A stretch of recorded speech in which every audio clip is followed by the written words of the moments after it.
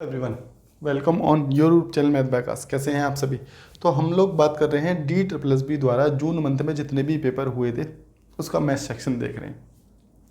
अगर आपको सीक्वेंस में सारे पेपर करने हैं तो मैं प्रेफर करना चाहूँगा कि प्लेलिस्ट बनी हुई है जून 2024 के नाम से, जून 2024 के नाम से प्लेलिस्ट बना रखी है।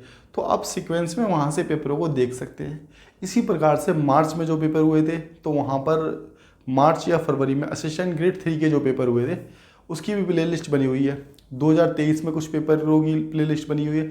2022 में जितने भी TGT PGT के पेपर हुए थे उनकी भी प्लेलिस्ट बना रखी है। ठीक है, तो अगर किसी को देखने हैं तो बहुत सारा कंटेंट डाल रखा है प्लेलिस्ट में। ठीक है, तो आप लोग वहाँ से जाके देख सकते हैं। इतनी बात क्लियर है। PDF के लिए मैंने बताई दिया, आप लोग टेलीग्राम लिंक डिस्क्रिप्शन में दे रखा है, वहाँ से ग्रुप को ज्वाइन करके PDF ले सकते हैं।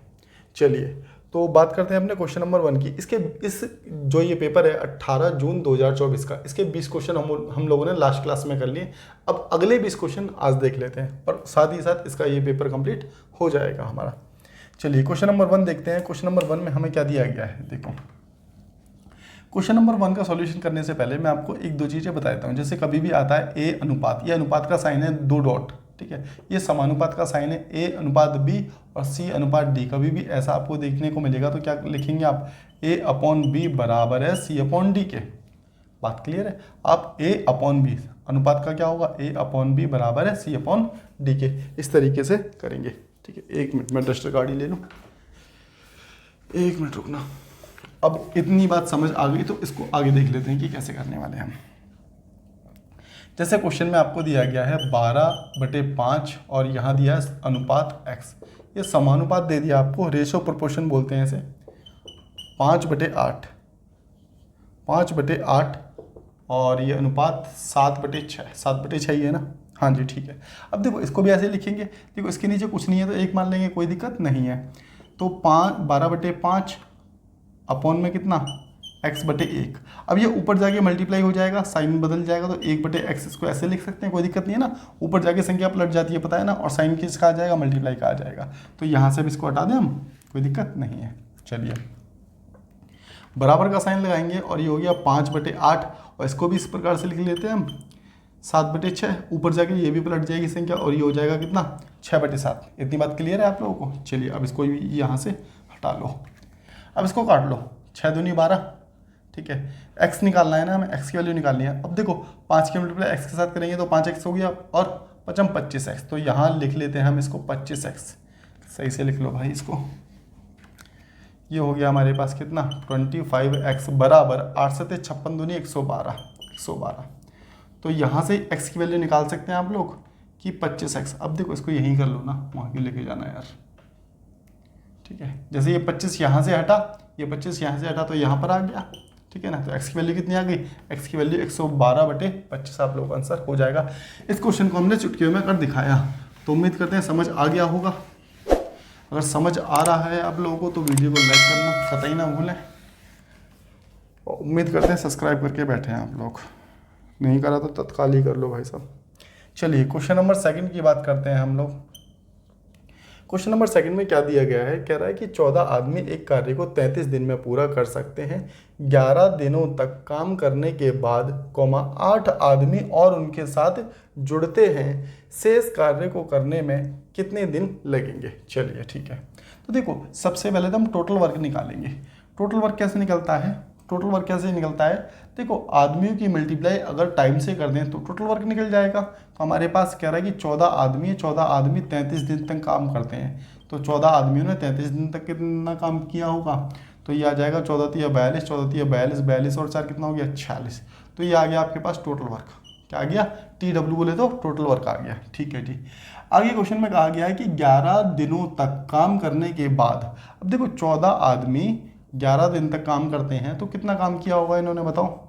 14 एकम 14 और 14 एकम 14, 14 एक 15, मतलब कि 154 भाग काम कर लिया। कितना, 154। अब 462 टोटल काम था, उसमें से 154 भाग काम हो चुका है। तो बताओ ये गया हमारे पास 8 बचा ना, ये 0 हो गया, ये 308 भाग काम बचा है, बात क्लियर है। अब 308 भाग काम हमारा रिमेनिंग बचा है। क्वेश्चन में क्या कहा है कि 8 आदमी और उनके साथ जुड़ गए। पहले आदमी कितने थे, 14 थे, और इसमें 8 और जोड़ दो तो टोटल आदमी कितने हो गए, 22। 22 इस काम को करेंगे तो कितने दिन में करेंगे, 11 दूनी 22, 11 दूनी 22, 11 अट्ठे 88, 2 से काटा तो 14 आ गया। कितने दिन में करेंगे इस काम को, 14 दिन में करेंगे। लेकिन एक बात का ध्यान देना, यहाँ पर उसने पूछा कि शेष कार्य कितने दिन में करेंगे, तो शेष कार्य की बात करेगा तो 14 दिन में करेंगे। अगर कहता है कि पूरा काम कितने दिन में कंप्लीट हुआ, तो पूरा काम यहाँ पर देखो ये 11 दिन प्लस 14 दिन, तो हमारा आंसर होता है क्या, 11 प्लस 14, तो आ जाता कितना, 35 दिन में पूरा काम हुआ है। लेकिन ऐसा क्वेश्चन में आपसे पूछा नहीं है, इसलिए हमारा आंसर क्या हो जाएगा, 14 ही हमारा आंसर होगा। बात क्लियर है ना। तो मैंने बता दिया कि और क्या पूछ सकता था आपसे, तो कभी ऐसा आता है तो कंफ्यूज नहीं होना, दोनों बात क्लियर होनी चाहिए आप लोगों की। चलिए तो बात करेंगे अब क्वेश्चन नंबर 3 देखते हैं। क्वेश्चन नंबर 3 में क्या दिया गया है हमें। क्वेश्चन नंबर 3 कहता है कि 3 व्यक्ति हैं ए कॉमा बी और सी, ए कॉमा बी और सी ने एक ही प्रारंभिक बिंदु से 98 किलोमीटर लंबे वृत्ताकार ट्रैक पर क्रमशः 7 किलोमीटर प्रति घंटा, 14 किलोमीटर प्रति घंटा और 49 किलोमीटर प्रति घंटा की गति से एक ही दिशा में दौड़ना शुरू किया, तो कितने समय बाद वो पुनः मिलेंगे। देखो समय पूछा है तो इसका मतलब समय निकाल ले। पहले एक सर्कल है जिसकी दूरी कितनी है, मतलब ऐसे दौड़ते हैं तो उसकी दूरी कितनी है, 98 किलोमीटर, ठीक है। तो हमें क्या निकालना है, हमें टाइम निकालना है। तो टाइम निकालने के लिए क्या होता है, डिस्टेंस अपॉन में स्पीड। तो हमें पहला जो डिस्टेंस दे रखा है, डिस्टेंस तो सब में सेम है, कितना, 98 किलोमीटर दौड़ना है, ठीक है। अगर एक की स्पीड की बात करें, एक की स्पीड कितनी है, 7 किलोमीटर पर आवर, ठीक है। अगर 98 दौड़ेगा किससे, 7 किलोमीटर प्रति घंटे से, तो इसका मतलब यहाँ से जो टाइम निकलेगा इसका कितना निकलेगा, 7 एकम 7, 7 चौक 28, मतलब कि 14 घंटे आ जाएंगे। बात सही है, 14 घंटे में ये अपनी दौड़ को पूरी करेगा, एक चक्कर पूरा करेगा। मतलब कि अगर हम बी की बात करें तो बी की स्पीड हमें कितनी दे रखी है, ये है 14 kilometre per hour, 14 kilometre per hour, ठीक है। अगर ये दौड़ेगा 98 किलोमीटर की दूरी को, 98 किलोमीटर की दूरी को, तो कितने समय में दौड़ लगा लेगा, अपनी पूरी कर लेगा, एक चक्कर पूरा कर लेगा, 14 सत्ते 98, मतलब कि 7 घंटे में पूरा कर लेगा। बात सही है।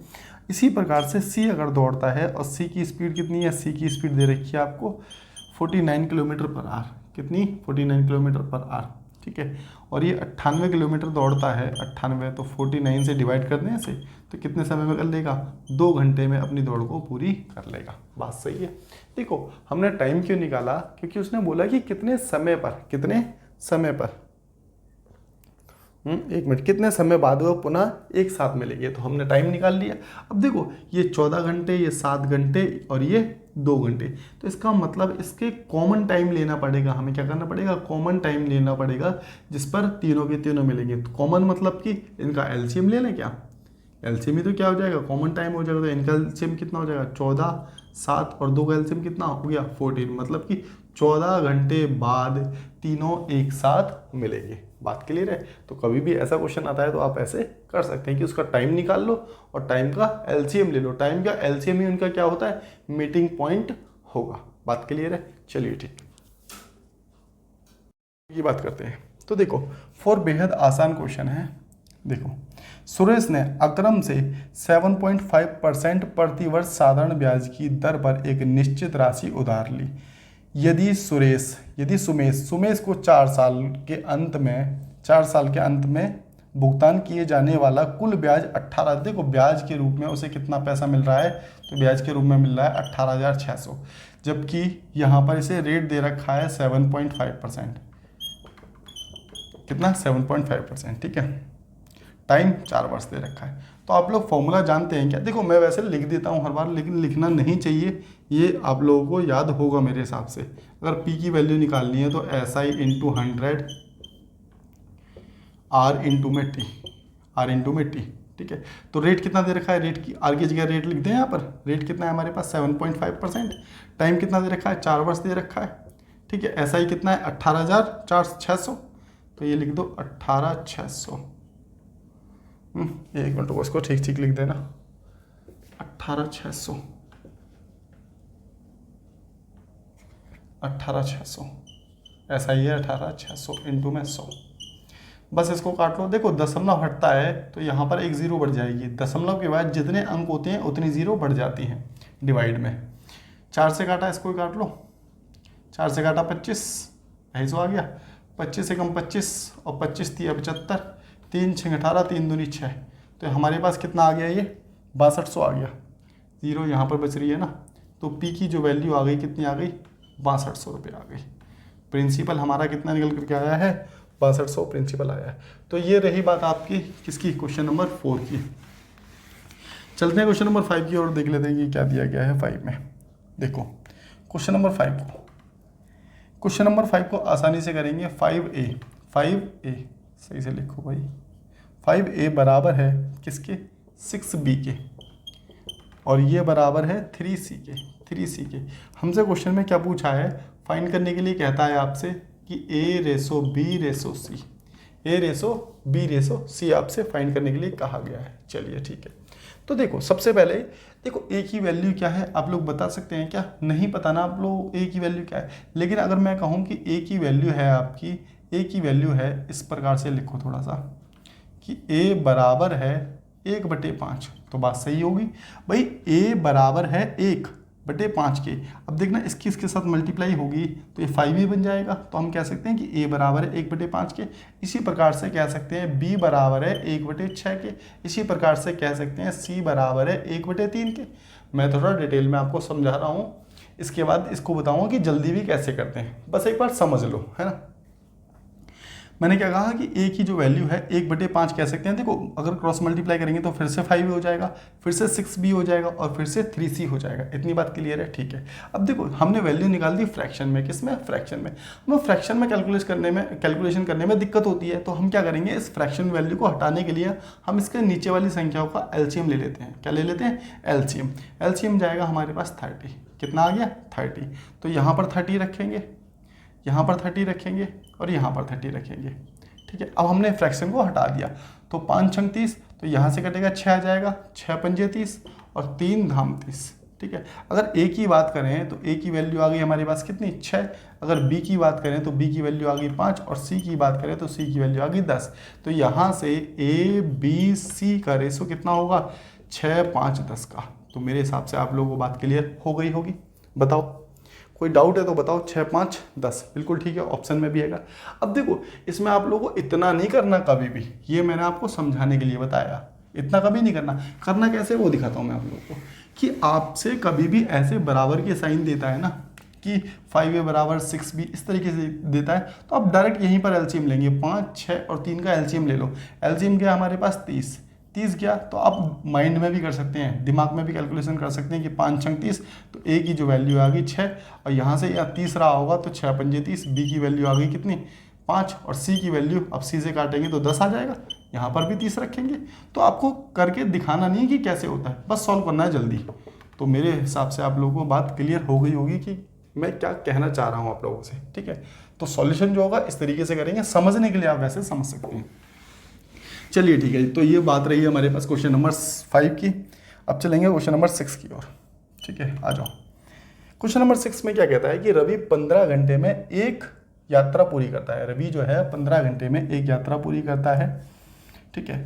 वह यात्रा की आधी लंबाई 27 किलोमीटर प्रति घंटा की गति से और शेष 18 किलोमीटर प्रति घंटा की गति से तय करता है। कुल यात्रा की लंबाई ज्ञात कीजिए। कुल यात्रा की लंबाई ज्ञात करनी है। चलिए देखो हमें क्या दे रखा है, हमें स्पीड दे रखी है। स्पीड कितनी दे रखी है, तो आप लोग कहेंगे 27 किलोमीटर पर आवर। 27 इसको ठीक से लिख लो भाई, 27 किलोमीटर पर आवर। और ये हो गया हमारे पास कितना, 18 किलोमीटर पर आवर, ठीक है। एक हो गया 27, एक हो गया 18। देखो अगर कभी भी डिस्टेंस कांस्टेंट होता है, कांस्टेंट का मतलब होता है निश्चित, और निश्चित का मतलब होता है कि जितनी दूरी ए ने चली है उतनी दूरी क्या बी ने चली है। तो इसमें बोला गया है क्वेश्चन में कि आधी दूरी ए चलता है। जब आधी ए ने चली है और शेष बी ने चली है तो इसका मतलब आधी बी ने चली होगी, तो दोनों ने समान दूरी तय की है। कभी भी समान दूरी तय करता है तो जो स्पीड का रेशो है उसका विपरीत हो जाता है टाइम का रेशो। ये बात अगर पता है तो ठीक है, नहीं पता तो दिमाग में रख लो। तो हम क्या करेंगे, इसको माइंड में काट लेते हैं। 6 से काट लेते हैं, 6 से कटेगा नहीं, 3 से काट लो। 3 से काटा इसको हमने तो 3 6 18, 3 निम 27 और काट लो। इसको 9 से काट सकते थे ना, 9 से काटो चलो। 9 तिया 27, 9 दूनी 18। बात क्लियर है। तो इसका मतलब टाइम का रेशो आ गया 2:3।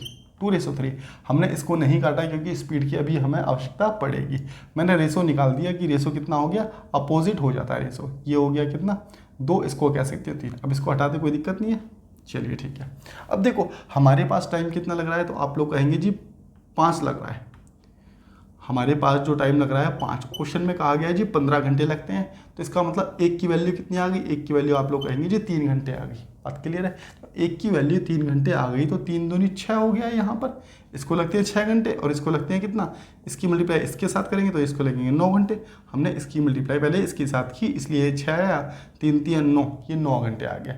इतनी बात आप लोगों को क्लियर है। चलिए ठीक है। अब हमें क्या करना है, हमें तो डिस्टेंस निकालना है ना। ये क्या निकला है हमारे पास, टाइम की मल्टीप्लाई अगर स्पीड के साथ कर देंगे तो हमारा डिस्टेंस आ जाएगा। तो बस कोई दिक्कत नहीं है, इसको इससे मल्टीप्लाई कर देते हैं तो ये हो जाएगा 27 × 6 कितना होगा। सब कुछ ठीक कर रहे हैं ना। सब कुछ ठीक ही है मेरे हिसाब से। हाँ तो 6 7 42 और 6 दूनी 12, 12 और 4 कितना होता है, 12 और 4 16, 162। इसी प्रकार इसको कर लेते हैं मल्टीप्लाई, इसकी कर देते हैं 18 की। 18 में 162 ये आ गया। तो देखो ये भी 162 आया, इसकी कैलकुलेशन की, यहाँ से ये भी 162 आया। तो डिस्टेंस आया ना। देखो आधी दूरी इसने चली थी, आधी इसने चली थी, तो 162 इसने चली, 162 इसने चली, तो दोनों ने मिलकर चली कितनी, 324। तो आंसर कितना आ जाएगा हमारे पास, 324 है क्या ऑप्शन में, बिल्कुल ठीक। तो उम्मीद करते हैं आप लोगों को इतनी बात समझ आ गई होगी। क्लियर है ना। चलें फिर आगे। चलिए तो ये रही बात आपकी क्वेश्चन नंबर 6 की। 7 की ओर चलते हैं। देखो 7 आसान सा क्वेश्चन है मेरे हिसाब से, आप लोग कर लेंगे क्या। चलो मैं कराई देता हूँ। 344 किलोग्राम का, देखो का मतलब हमेशा याद रखना, हिंदी में का और इंग्लिश में ऑफ कहेगा। क्या कहेगा, ऑफ, या फिर से कहेगा। जिससे का या ऑफ या से कहता है उसे हमेशा बेस मानेंगे। ठीक है। कह रहा है कि 86 किलोग्राम कितना प्रतिशत है। ठीक है। तो 86 किलोग्राम किसका, 344 किलोग्राम का, या से कहे, किलोग्राम कहे, कुछ भी कहे। ठीक है। इनटू में 100, बस इसको काट लो। 4 8 32, 4 6 24, 4 से काटा 25, इससे ये चला गया। तो हमारे पास कितना आ जाएगा आंसर, 25% हमारा आंसर आ जाएगा। तो उम्मीद करते हैं बात समझ आ गई होगी। ठीक है। अब हम बात करने वाले हैं किसकी, क्वेश्चन नंबर 8 की बात करेंगे अब हम, है ना। आ जाओ। देखो क्वेश्चन नंबर 8 में क्या कहा गया है। कह रहा है एक व्यक्ति बिंदु ए से 32 किलोमीटर प्रति घंटा की गति से यात्रा करता है और 40 किलोमीटर प्रति घंटा की गति से वापसी आता है, तो उसकी औसत गति क्या होगी। देखो आपसे कभी भी औसत गति पूछी जाए और डिस्टेंस कांस्टेंट हो, मैं फिर से कह रहा हूँ कि डिस्टेंस कांस्टेंट का मतलब ये होता है कि जितनी दूरी जाते समय तय की है उतनी दूरी आते समय तय की है। बात क्लियर है। एक व्यक्ति जितनी दूरी चल के गया है उतनी दूरी वापसी आया है, तो इसका मतलब डिस्टेंस कांस्टेंट हो गया। जब डिस्टेंस कांस्टेंट हो जाए और आपसे एवरेज स्पीड पूछे, क्या पूछे, एवरेज स्पीड पूछे। ठीक है। तो आपने कुछ नहीं करना, 2xy अपॉन में x + y कर देना है। x क्या है, x है क्या स्पीड, पहली स्पीड, यह दूसरी स्पीड। ये क्या है, पहली स्पीड, यह है दूसरी स्पीड। ठीक है। 2x की वैल्यू हमें कितनी दे रखी है क्वेश्चन में, 32 दे रखी है ना। y की वैल्यू कितनी दे रखी है हमें, 40 दे रखी है। और x + y कितना होगा, 40 3 70 और 2 72। बात क्लियर है। अब इसको काट लो, 8 चौक 32, 8 निम 72, 4 चौक 16, 16 दूनी 32, 320/9, 320/9। अब इसको काटोगे तो कितने जाएगा, 3 9 तिया 27, 9 तिया 27 हो गया, 9 तिया 27 हो गया। और बचा हमारे पास कितना, 3 2 5, 5 9 6 54 गया, 9 6 54 गया। नहीं नहीं नहीं नहीं नहीं नहीं नहीं नहीं जाएगा ना, 9 5 45 जाएगा ना, क्योंकि 50 बनाए हैं। ठीक है। अब जाएगा 9 6 54, तो अप्रॉक्स आपका कितना आंसर आ जाएगा, 35.6 आप लोगों का आंसर होगा। तो उम्मीद करते हैं इतनी बात क्लियर हो गई होगी। चलेंगे नेक्स्ट क्वेश्चन की ओर और बात करेंगे क्वेश्चन नंबर, अब देखो क्वेश्चन नंबर 9 अभी करके आए हैं हम लोग, पता है ना कैसे करना है। तो मैं इसको होमवर्क में देता हूँ और उम्मीद करता हूँ आप सभी के सभी कमेंट बॉक्स में कमेंट करेंगे, जिससे कि मुझे भी एक आइडिया हो जाए कि मैं एफर्ट कर रहा हूँ कि आप लोगों को समझ आ भी रहा है या फिर ऐसे ही खामखा चीज़ें चलती चली आ रही हैं। ठीक है ना। आ जाओ। अब बात करेंगे हम क्वेश्चन नंबर 10 की। क्वेश्चन नंबर 10 की बात करेंगे हम। आ जाओ। कह रहा है जनवरी के महीने में एक हार की कीमत कितनी थी? 32,800 थी। कितनी थी?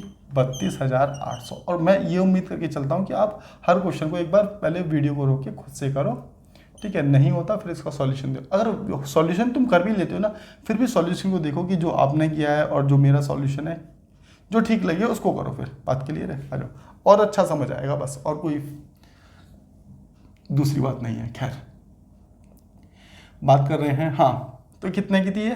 क्या है ये? जनवरी के महीने में एक हार है। हार है, बहुत मोटी मोटी बातें हो रही हैं, हार वार की बातें हो रही हैं। खैर कोई दिक्कत नहीं है। 32,000 है, बहुत सस्ता, लेकिन 32,800 का एक हार था, ठीक है? उसी और उसी वर्ष अक्टूबर के महीने में कितने का हो गया वो? 45,850 का हो गया। कितने का हो गया? 45,850 का हो गया। तो देख लेते हैं इसकी कीमत कितनी बढ़ गई है। तो इसमें से इसको माइनस कर दें, इसमें से इसको माइनस कर देते हैं। तो माइनस कर दिया 0, 5 और ये 3, 1, तो आ गया हमारे पास 1350 है। कुछ गड़बड़ कर दी ना, बीच में 0 भी तो आएगा, 13,050 आएगा। अब देखो यहाँ से ये राशि इतनी हो गई, तो बड़ी कितनी हैगी? तो आप लोग कहेंगे जी 13,050 बड़ी है। कैलकुलेशन तो ठीक की है ना हमने? हाँ, ठीक ही लग रही है। अब ये 13,050 बढ़ी है कब से? जनवरी से। जनवरी से लेके अक्टूबर तक। तो जनवरी से लेके अक्टूबर तक टोटल कितने महीने हो गए आपके? 10 मंथ हो रहे हैं। 10 महीने में इतनी बड़ी है, तो एक महीने में कितनी बड़ी होगी? यहाँ से डिवाइड कर दें तो आप लोग कहेंगे जी 1305 बड़ी होगी। कितनी बड़ी होगी? 1305। अब ये 1305 बड़ी होगी किस पर बड़ी होगी? 32,800 पर। 32,800 पर, ठीक है? इंटू में 100, क्योंकि हमें परसेंटेज निकालना है, तो बस इसको कैलकुलेट कर देते हैं हम यहाँ से। अब कैसे काटोगे? 1305 को भाग कर दो ऐसे करके, लो 328 से, तो ये जाएगा आपका 3 चौक 12, लगभग 4 बार चला जाएगा ना। 4 8 32, ये लो, और 4 3 12, तो कितना आ गया हमारे पास? ये आ गया। देखो मैं तो कहना चाहूँगा कि इसको यहीं पे छोड़ो और आगे चले जाओ। क्यों? किसी और में तो 4 है ही नहीं, लेकिन फिर भी चलो देख लेते हैं। दिख रहा है नीचे तक? अच्छा, अब नहीं दिखेगा, है ना? मैं फिर भी यहाँ से कैलकुलेशन कैसे करूँ फिर? चलो मैं यहाँ लिख देता हूँ। कितना बच रहा है? ये 3 बच रहा है आपका, और ये बच रहा है यहाँ पर 7 बचेगा, और यहाँ कुछ भी नहीं बचेगा, 73 बचेगा, है ना? 73 बचेगा। सब कुछ ठीक है ना? सब कुछ ठीक है ना आपका? वैसे ना एक काम करो आप लोग, 10 महीने का ना टोटल वैसे ही निकाल लो। इसको 0 को काटो ही मत, 0 को मत काटो, ठीक है? इसको वैसे मत ही काटो आप लोग, है ना? नहीं काटोगे तो भी आपका ठीक जाएगा। तो अप्रोक्स में आपका ये 39% जाएगा वैसे, मतलब कि 40% अप्रोक्स आप लोग आंसर लगा सकते हैं, क्योंकि आंसर आपका अप्रोक्स में ही आ रहा है, और अप्रोक्स में ही आएगा। अच्छा, क्वेश्चन में दिया गया है कि अप्रोक्स में, एक बार देख और लेते हैं, कंफर्म हो जाएगा ये बात। कौन सा क्वेश्चन है? हाँ बिल्कुल ठीक, लगभग कितने % की वृद्धि हुई है। कोई दिक्कत नहीं है, आंसर एकदम ठीक है आप लोगों का। आप लोग इसे 13,050 भी कह सकते हैं, और वृद्धि हुई है किस पर? 32,800 पर। 10 से नहीं भी डिवाइड करोगे तो भी चलेगा, कोई दिक्कत नहीं है। तो इसका आंसर कितना आ जाएगा? 40% आप लोगों का आंसर आ जाएगा। तो उम्मीद करते हैं आप लोगों को बात समझ आ गई होगी मेरे हिसाब से सारी, है ना? चलिए, कोई दिक्कत नहीं है। अब बात करेंगे आपकी कौन सी? क्वेश्चन नंबर 11 की, है ना? चलिए, आसान सा क्वेश्चन है, क्वेश्चन नंबर 11। अमन एक काम को 20 दिन में करता है। देखो, अमन एक काम को 20 दिन में करता है, और तुलसी जो है, अमन और तुलसी मिलकर 15 दिन में करते हैं। अमन और तुलसी मिलकर इस काम को 15 दिन में। तो देखो, टोटल वर्क के लिए हम एलसीएम लेते हैं। एलसीएम कितना आ गया? 60।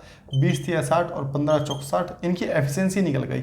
ये किसकी है? कि ये अमन और तुलसी की एफिशिएंसी है। कि इसको ऐसे ना लिखो, ये 4 हो गया ना, चलो यही लिख लो, अमन और ये तुलसी है। अब ये है सिर्फ अमन, तो इसमें से हम अमन घटा दें, 3 घटा दें, अमन घटा देंगे तो अमन से अमन चला गया, बचेगा तुलसी की एफिशिएंसी आ जाएगी 4 में से 3 क्या? 1। तो इसकी कितनी आ गई? तुलसी की कितनी आ गई? 1 आ गई।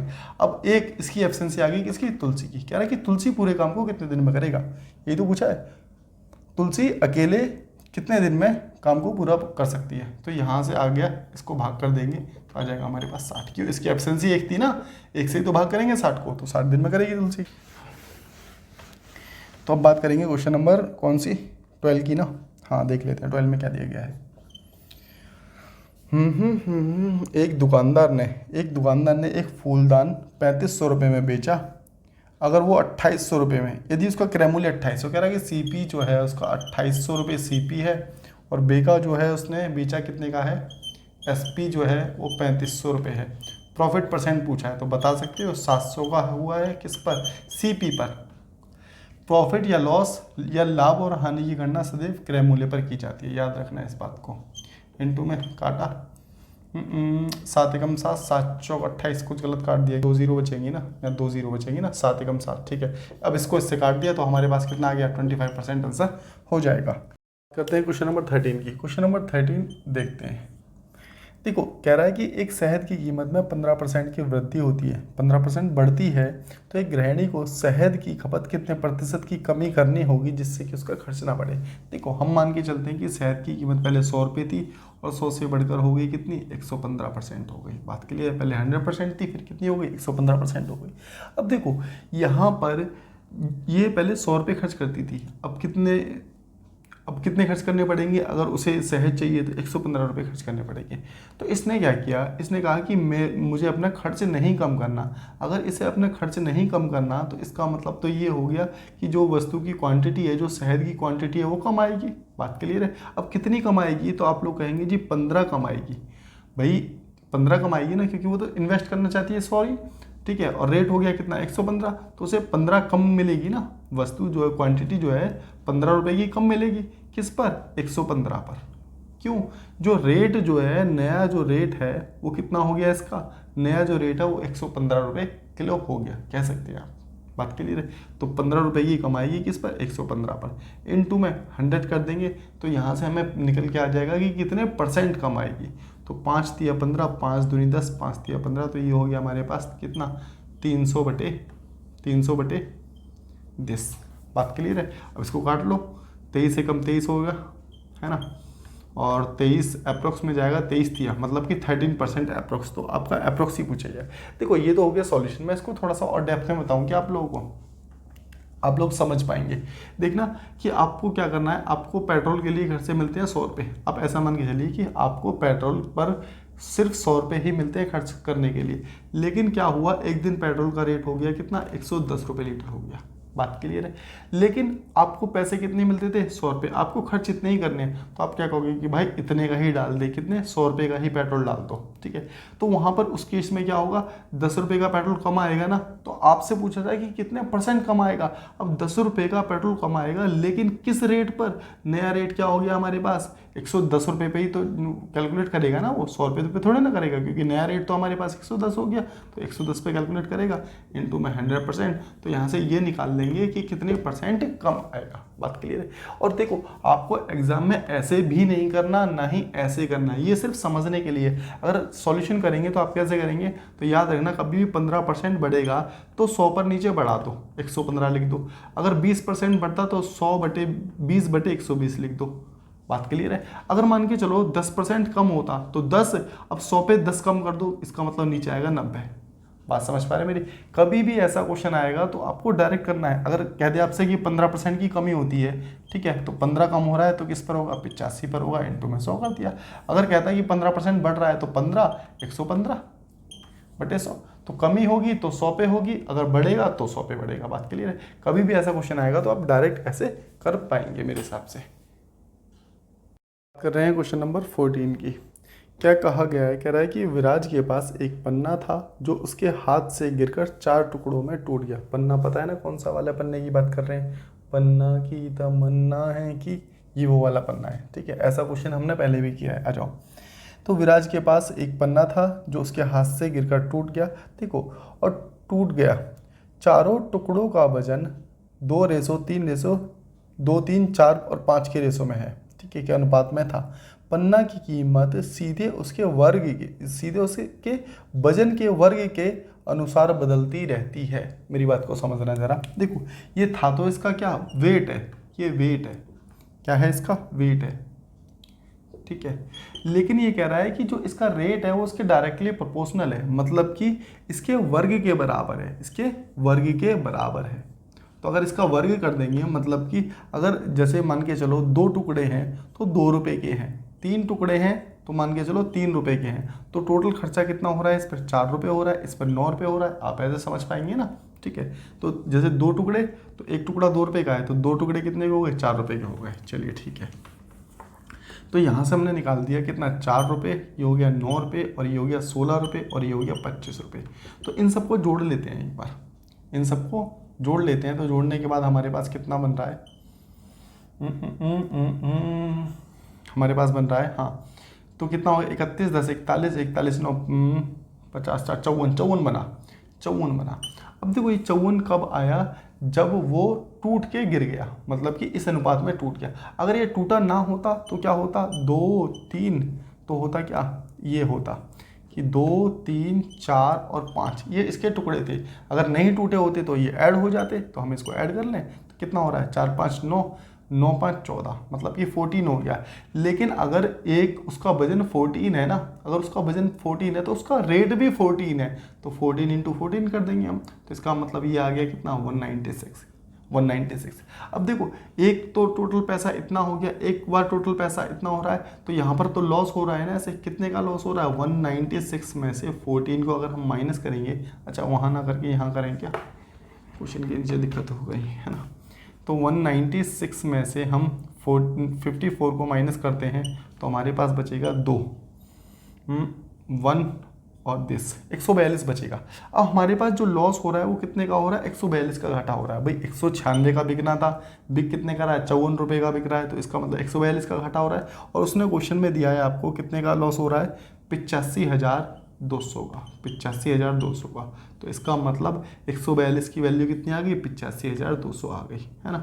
अब हमसे पूछा क्या है, ये और देख लेते हैं, पन्ना की मूल कीमत, मूल कीमत कौन सी थी बता सकते हैं आप लोग, मूल कीमत तो ये वाली कीमत होगी ना भाई, जब नहीं टूटा था तो पहले जुड़ के आएगा, तो इसका मतलब 196 से इसको मल्टीप्लाई कर देंगे, तो हमारे पास आ जाएगा कि कितना था, इससे इसको काटेंगे तो ये जाएगा 600 बार, 600। अब इसके साथ मल्टीप्लाई कर देंगे, तो मल्टीप्लाई करने के बाद आएगा 117, 1,17,600। बात क्लियर है, तो ये आपकी मूल कीमत निकल करके आ जाएगी, ऑप्शन होगा ए। तो उम्मीद करते हैं इतनी बात आप लोगों को मेरे हिसाब से समझ आ गई होगी, है ना। बात होगी अब क्वेश्चन नंबर 15 की। क्वेश्चन नंबर 15 में हमें क्या दिया गया है, कह रहा है कि विक्रय मूल्य, अच्छा विक्रम है, विक्रम ने एक मेज को 25% की हानि पर बेची। तो इसका मतलब हम सीपी पहले मान के चलते हैं कि सीपी 100 रहा होगा और एसपी रहा होगा 25% की हानि पर बेची है, तो इसका मतलब 75%। बात सही है, ठीक है। यदि कहता है कि यदि उसने 180 रुपये अधिक में बेचा होता, तो हमने लगा दिया भैया 75% प्लस 100 अधिक में बेचता, तो हमने ऐसे लिख दिया, कोई दिक्कत नहीं है। तो क्या क्या कहा गया है, तो उसे 20% का लाभ होता। एक चीज़ बताना, अब उसे 20% का लाभ होता है, तो 20% का लाभ किस पर होगा, सीपी पर होगा। तो हम इसको कुछ इस प्रकार से लिख लेते हैं, चलो देखो, सीपी तो 100 ही है ही, दूसरा एसपी अगर हम बात करें तो एसपी हमारे पास 120 बन गया। बात समझ पा रहे हो ना मेरी। उसने कहा कि 20% का लाभ होता है, तो 20% का लाभ कैसे होगा, अगर सीपी 100 है तो दूसरा एसपी की बात करें तो एसपी हो गया 120%। बात सही है। देखो एक 120% तो ये आ गया, एक एसपी तो ये बन रहा है और एक एसपी बन रहा है हमारे पास ये, हमारे पास 2 एसपी आ गए। अब हम क्या करेंगे, कंपेयर कर लेंगे। हमारे पास एक इक्वेशन बन चुकी है कि इसको एक तरफ रखेंगे अभी, है ना। अब ये इधर आ जाएगा तो कितना बचेगा, ये बचेगा 25 10 45% बचा ना भाई, परसेंट के साथ परसेंट ही तो घटेगी। बराबर में किसके है, बराबर है 180 के बराबर है, तो 45% बराबर 180। अब हम क्या करेंगे, अगर हमें सीपी निकालना है तो इनटू में है 100 कर दें, क्योंकि सीपी कितना है हमारे पास 100% है, बस तो काट दो। तो ये जाएगा कितनी, 4 बार गया और यहाँ से आ गया कितना, 400 रुपये। 400 रुपये क्या आया, सीपी आया, क्यों, 100% की वैल्यू हमने निकाली है। तो उम्मीद करते हैं क्वेश्चन नंबर 15 आप लोगों को समझ आ गया होगा। अभी भी कोई दिक्कत है ना तो वीडियो को आगे पीछे करो, फिर भी नहीं समझ आता तो कमेंट बॉक्स में कमेंट करो। मैं कोशिश अपनी तरफ से करता हूँ कि आसानी से धीरे धीरे ही बताऊँ आपको, ठीक है। चलिए क्वेश्चन नंबर बात करेंगे 16 की। 16 में क्या कहा गया है, सुमन 22% के लाभ पर 22% के लाभ पर रुपये 488 रुपये में चॉकलेट बेचती है। यदि कम मांग के कारण वह कीमत घटाकर 420 कर देती है तो लाभ या हानि परसेंट में पूछी गई है आपसे, कोई दिक्कत नहीं है। देखो पहले मान लेते हैं सुमन है, सुमन का कितना आ गया 100 रुपये मान लिया हमने सीपी, कुछ नहीं पता हो तो हम सीपी हमेशा 100 ही मान के चलेंगे। और एसपी देखो 22% के लाभ पर बेच रही थी, तो इसका मतलब 122% की बेच रही होगी, बात क्लियर है ना, ठीक है जी। अब देखो उसने कहा कि सेलिंग प्राइस कितना है 122% है, बात सही है। और क्वेश्चन में कहा गया है कि सेलिंग प्राइस कितना है 488 है, कितना है 488 है, 122% की वैल्यू, इसका मतलब कितनी हो गई 488 हो गई। तो हम यहाँ लिख सकते हैं कि 122 को इससे भाग कर देंगे, यहाँ से 1% की वैल्यू निकाल लेंगे। अगर हमें सीपी निकालना है तो इनटू में क्या कर देंगे 100 कर देते हैं, तो यहाँ से सीपी आ जाएगा, तो 22 चौक 88। तो हमारे पास सीपी की जो वैल्यू आ गई, तो आप लोग कहेंगे जी हाँ जी 400 आ गई। हमने 100% की तो वैल्यू निकाल दी, अरे 122% की वैल्यू हमें दे रखी थी, इनटू में 100 कर दिया तो 100% की वैल्यू आ जाएगी, ठीक है। उसने कहा कि अब उसका सेलिंग प्राइस जो है ना, मांग कम होने के कारण उसने 420 कर दिया, कितना कर दिया सेलिंग प्राइस 420। लेकिन देखो प्रॉफिट तो अभी भी हो रहा है, इसे प्रॉफिट हो रहा है नहीं हो रहा, क्योंकि इसने सीपी कितना था 400 रुपये था, और अब एसपी दूसरा जो नया एसपी आ गया 420 आ गया, कोई दिक्कत नहीं है। तो यहाँ से 20 का प्रॉफिट हो रहा है किस पर 400 पर, इनटू में 100, 20 से 20, 4 से काटा 5%। तो उम्मीद करते हैं मेरी बात भाषा आपको सब कुछ समझ आ रहा होगा, बात क्लियर है। तो ये रही बात आपके पास क्वेश्चन नंबर 16 की, बेहद आसानी से हम लोगों ने इसको टैकल कर लिया।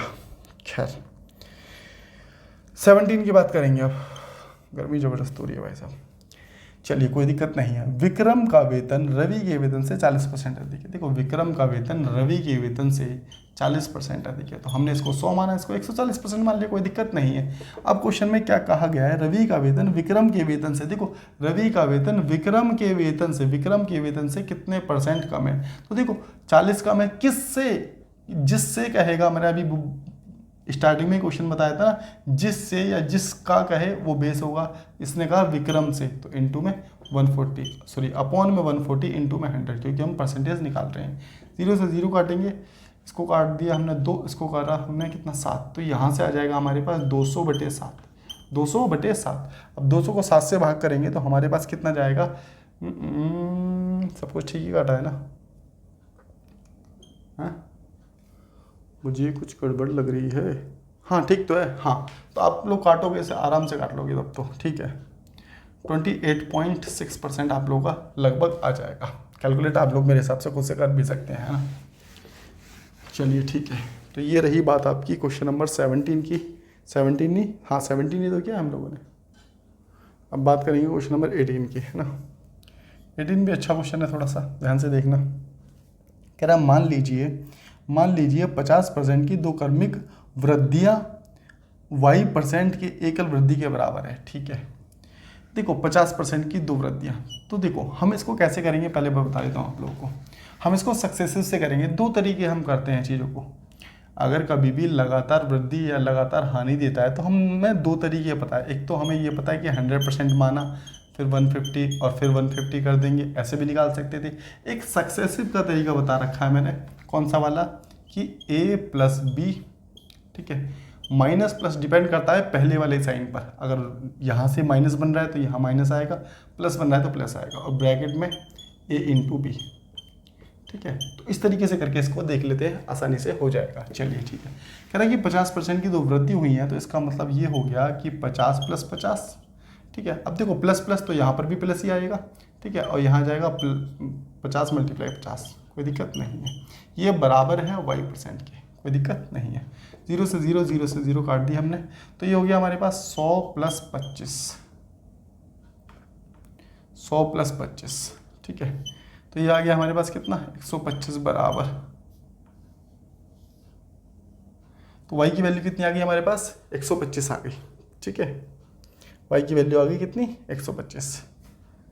चलिए ठीक है, अब इसी प्रकार से हम z की वैल्यू निकाल लेते हैं, y दे रखा था ना, हाँ z की वैल्यू निकाल लेते हैं। लेकिन उस केस में क्या कहा गया है कि कमी हो रही है, कितने की, 50 की। अब देखो 50 की कमी -50 -50, ठीक है, माइनस माइनस हो गया कितना, प्लस हो गया, माइनस माइनस, ठीक है। और यहाँ पर भी लिखेंगे क्या, 50 × 50 अपॉन में 100, तो फिर से 2 0 से 2 0 कैंसिल आउट हो गई। अब ये कितना बनेगा, माइनस माइनस, तो लेकिन माइनस का बनेगा, हो जाएगा प्लस, माइनस माइनस प्लस हो जाएगा, लेकिन साइन माइनस का ही रहता है ना।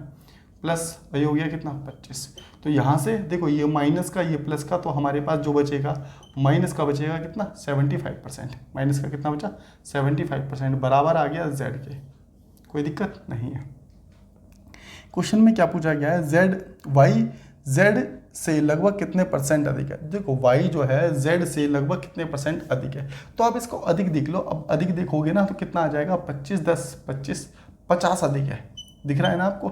ये 75 है और ये कितना, अब ये मत देख लेना कि माइनस का है, क्योंकि वो तो माइनस का मतलब होता है कि लॉस है, हानि है इतने की, ठीक है। तो ये इससे कितना अधिक है, तो आप लोग कहेंगे कि 50 अधिक है, ठीक है।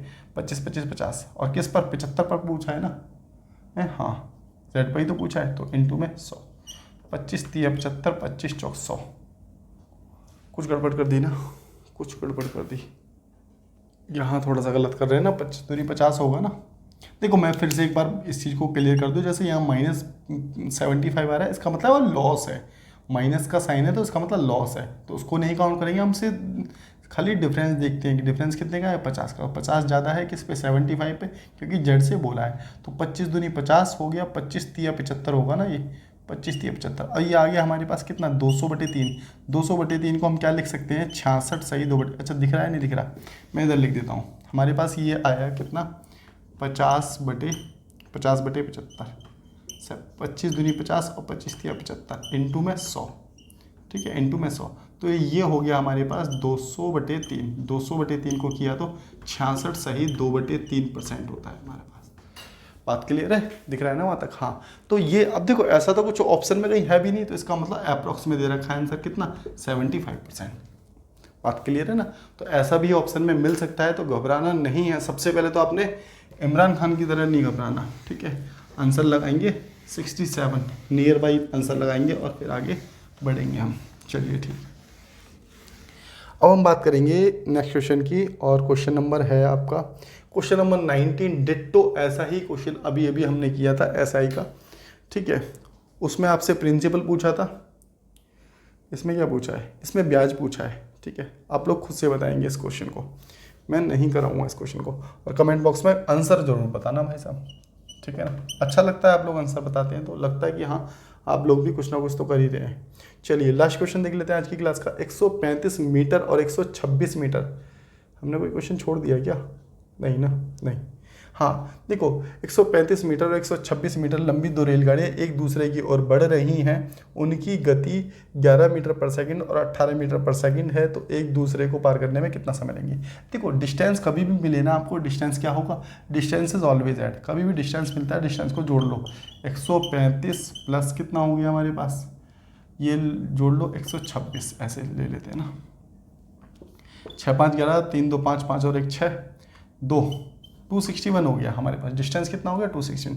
अब देखो यहाँ क्या है, रिलेटिव स्पीड है। रिलेटिव स्पीड अपोजिट डायरेक्शन में रिलेटिव स्पीड क्या होती है, ऐड होती है, ठीक है। सेम डायरेक्शन में क्या होती है, माइनस होती है।